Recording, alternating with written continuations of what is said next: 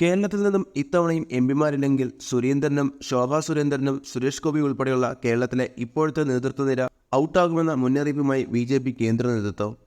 ജയിക്കാൻ സാധ്യതയുള്ള സീറ്റുകളിൽ പോലും തമ്മിൽ കാലുവാരലാണ് നടക്കുന്നതെന്നും ഇത് വെച്ചുറപ്പിക്കുകയില്ലെന്നും ബി.ജെ.പി. കേന്ദ്ര നേതൃത്വം വ്യക്തമാക്കി. ഈ തെരഞ്ഞെടുപ്പിന്റെ ഫലം പുറത്തുവരുന്നതോടെ രാജീവ് ചന്ദ്രശേഖരും മേജർ രവിയും നടൻ ദേവനും ഉൾപ്പെടെയുള്ള അടുത്ത നിലയെ കേരളത്തിന്റെ ചുമതല ഏൽപ്പിക്കാനാണ് ബി.ജെ.പി. കേന്ദ്ര നേതൃത്വത്തിന്റെ തീരുമാനം.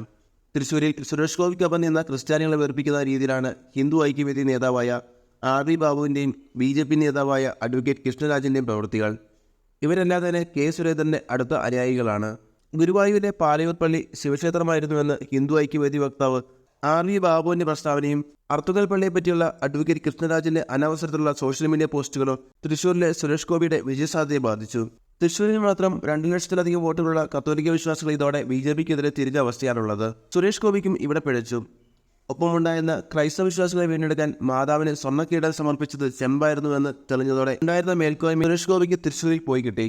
പത്തനംതിട്ടയിൽ പി.സി. ജോർജിന്റെ സ്ഥാനാർത്ഥിത്വത്തിനെതിരെയും ആദ്യ രംഗത്ത് വന്ന് കേരളത്തിലെ ബി.ജെ.പി. നേതാക്കളായിരുന്നു. ഇത് പത്തനംതിട്ടയിലെ വിജയസാധ്യതയും ബാധിച്ചിട്ടുണ്ട്. അതിനാൽ തന്നെ ഇനിയൊരു അവസരം കേരളത്തിലെ ഈ നേതാക്കൾക്കുണ്ടാകില്ലെന്നാണ് കേന്ദ്ര നേതൃത്വം നൽകുന്ന സൂചന.